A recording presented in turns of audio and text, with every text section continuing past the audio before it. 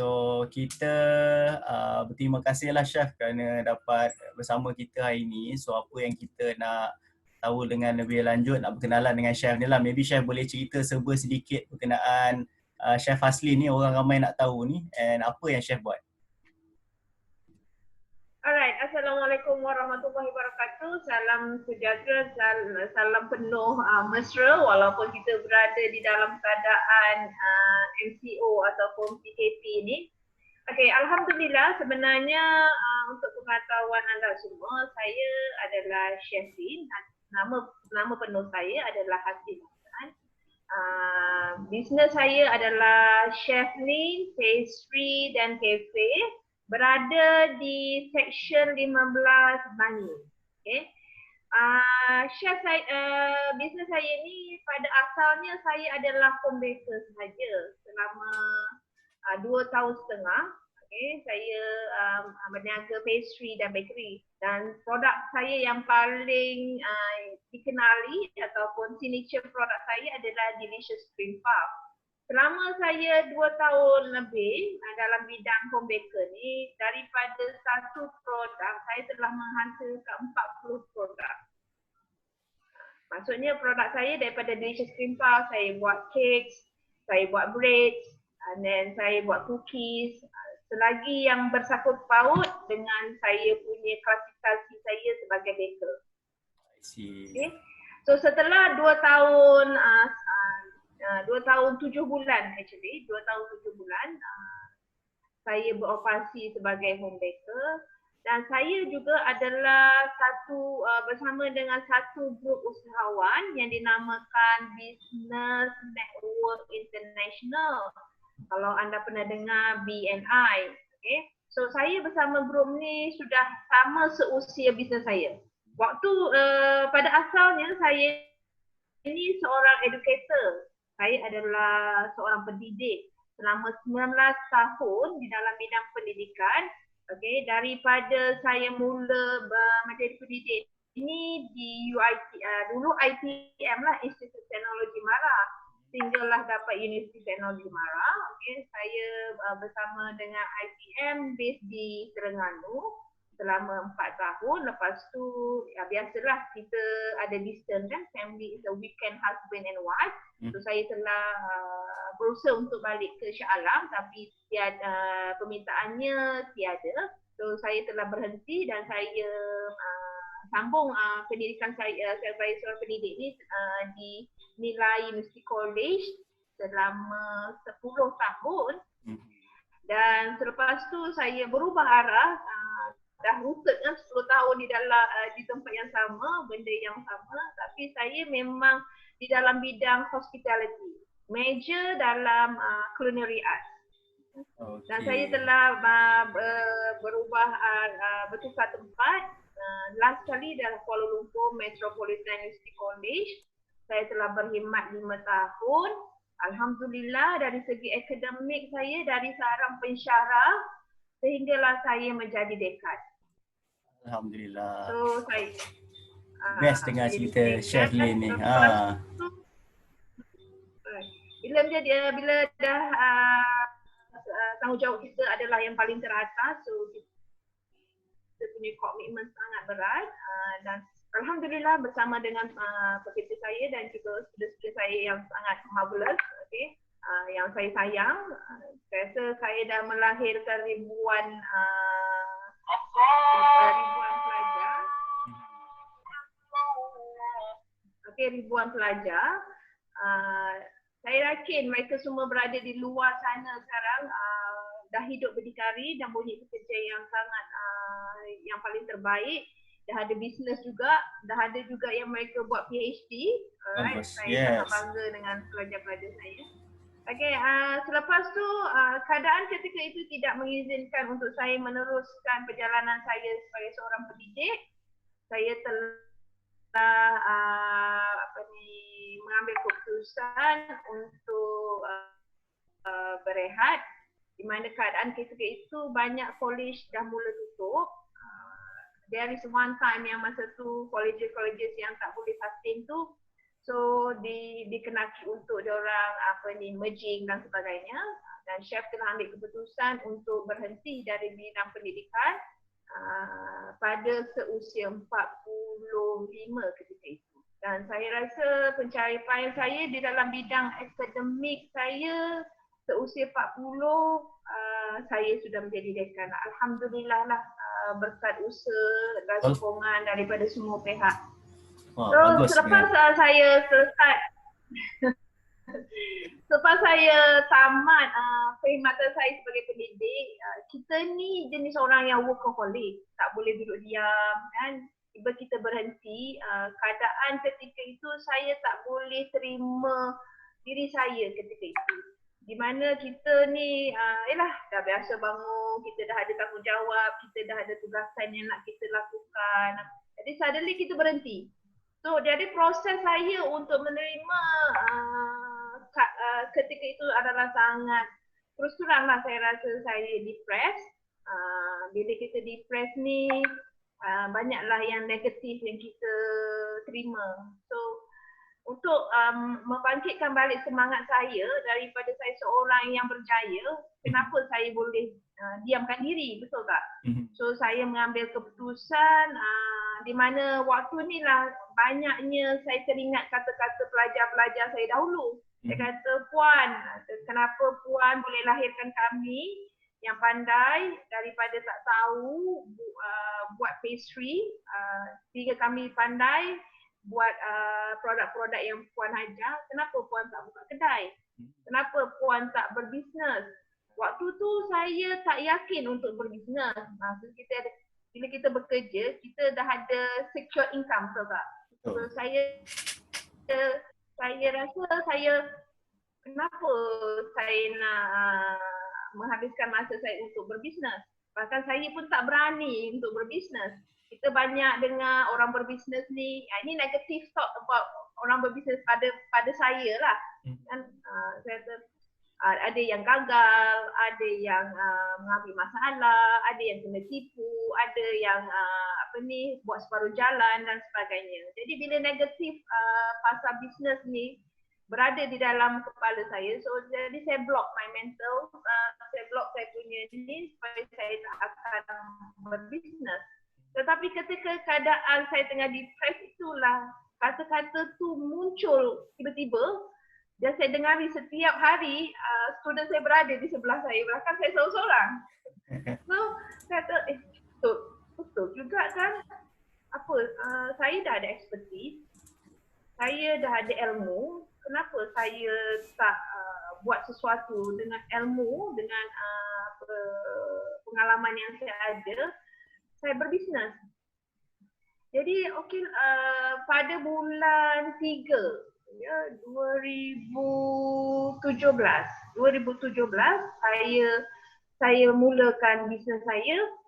Saya cakap dengan anak saya, kalaulah mama ni jual cream puff dekat sekolah, ada tak kawan-kawan nak beli?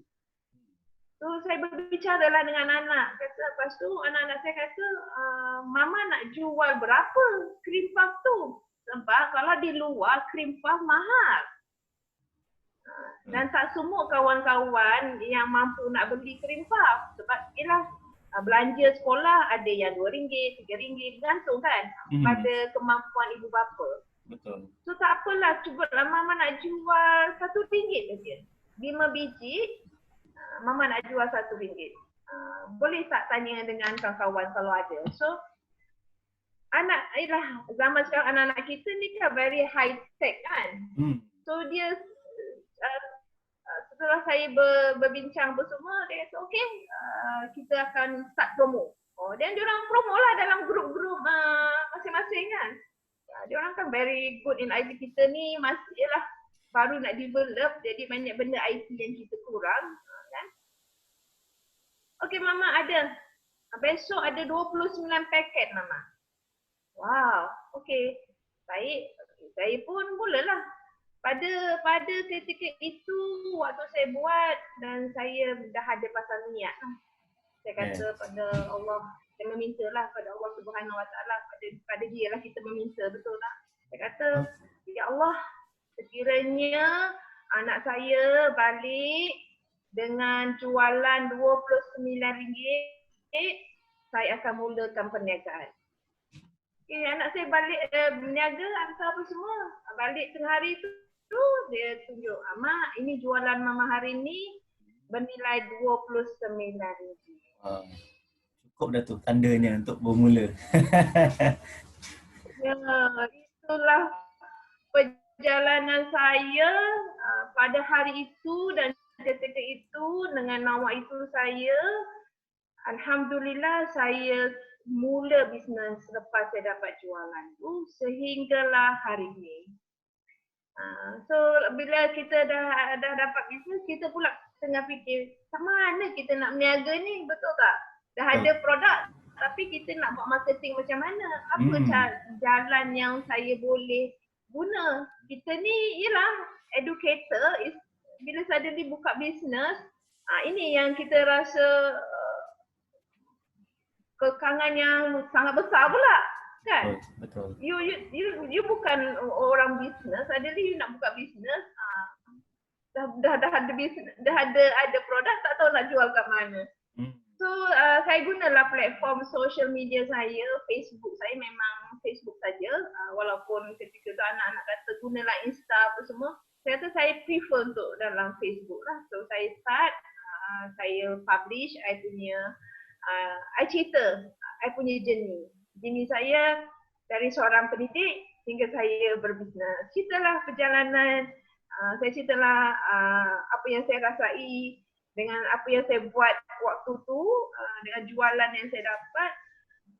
Alhamdulillah, untuk pengetahuan tuan, selang 2-3 hari lepas tu saya dapat permintaan.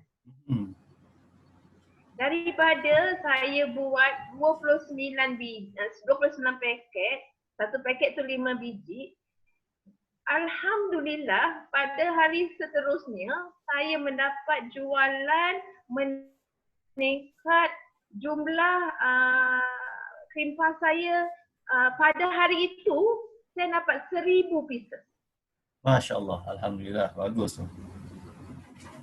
So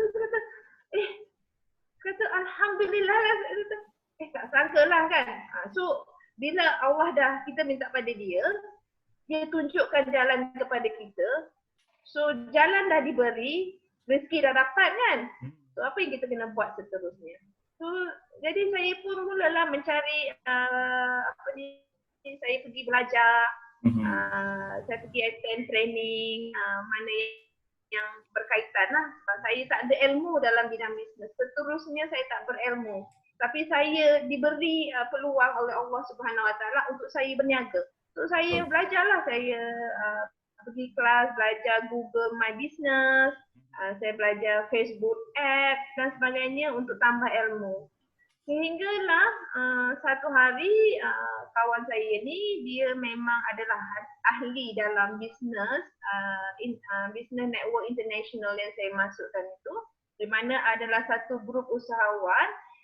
Dia akan sama-sama membantu usahawan-usahawan lain untuk kembangkan bisnes mereka. So saya pun pergilah attend diorang ada buat Grand Visitors Day ketika itu. Ya tuan. Yep. So saya adalah ya betul. Tuan. Betul. Okay. So saya pun join, hadirilah dia punya Grand Visitors Day dia. Agak saya rasa Masya Allah ramainya business owner ni. Lepas tu kedua yang saya tengok, macam-macam bisnes ada. Masa tu saya kata, ya Allah, jual ni pun boleh buat bisnes.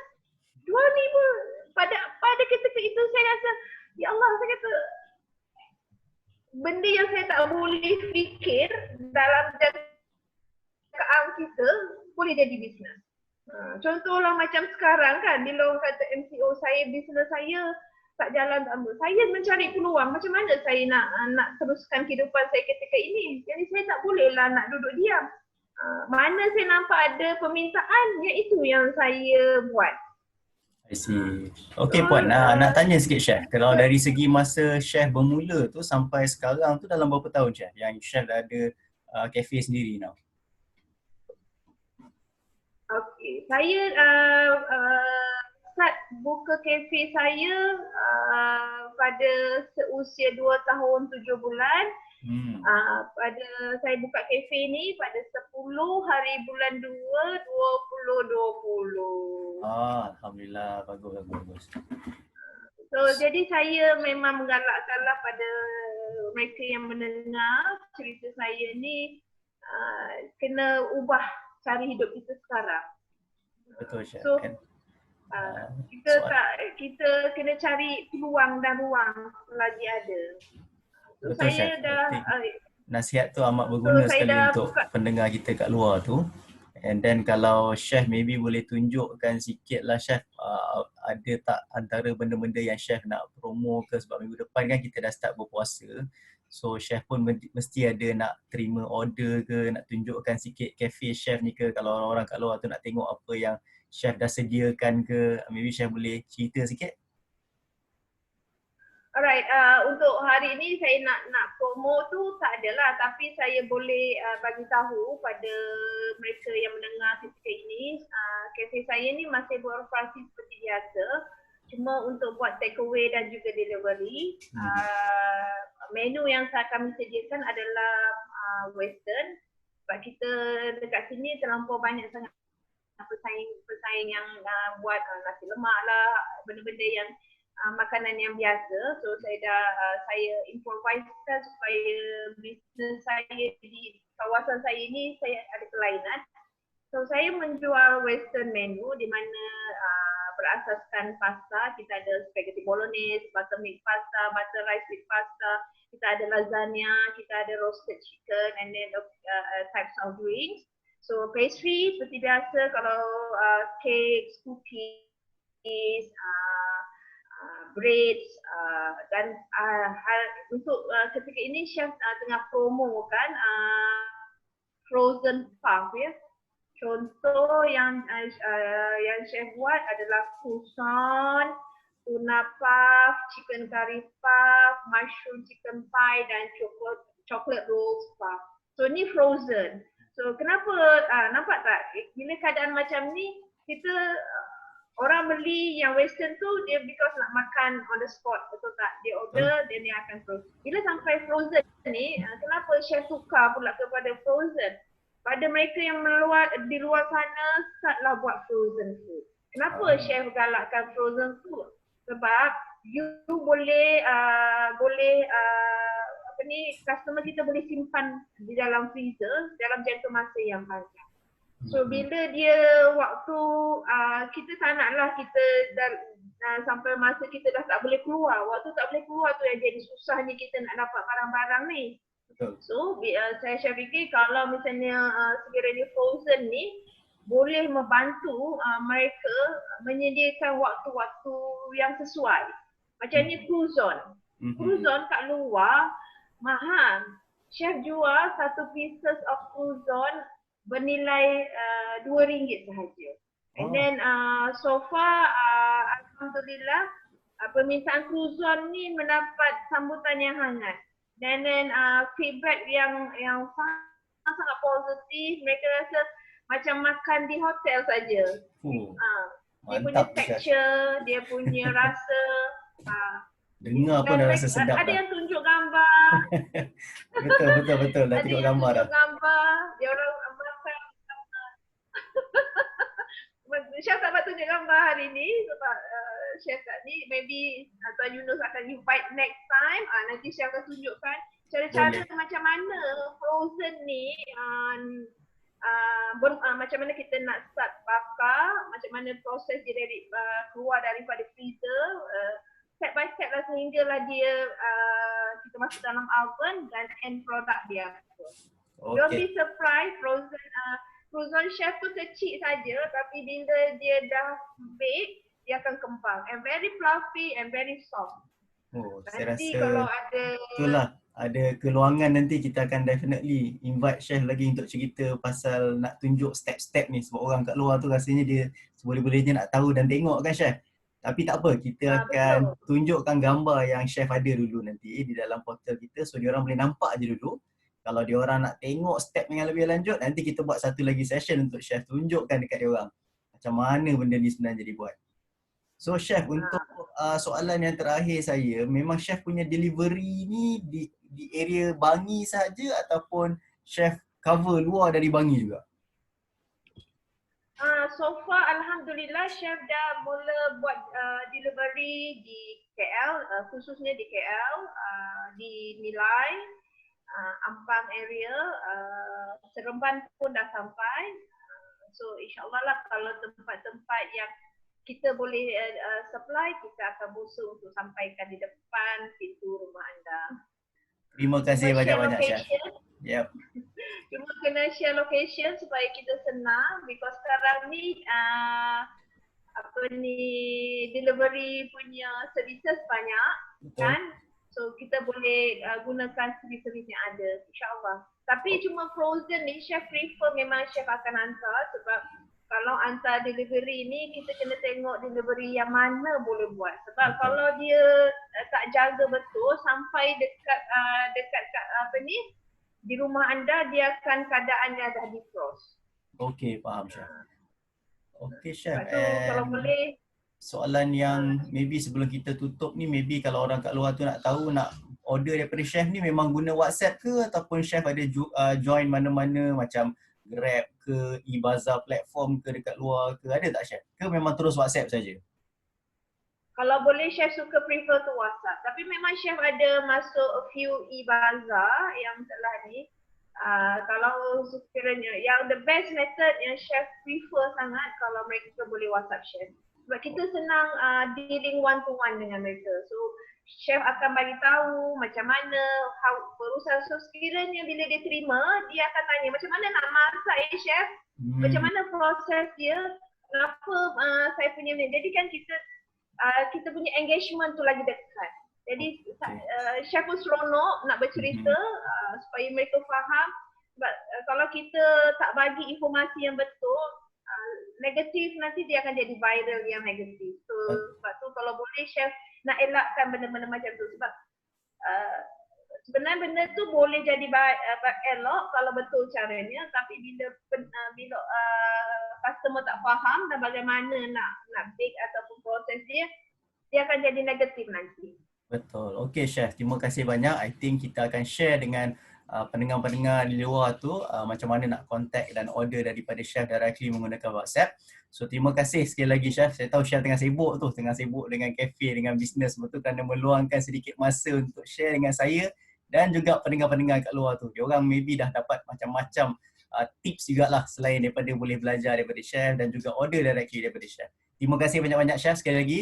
Assalamualaikum warahmatullahi wabarakatuh. Sama. Kita jumpa lagi chef. Assalamualaikum. Waalaikumsalam.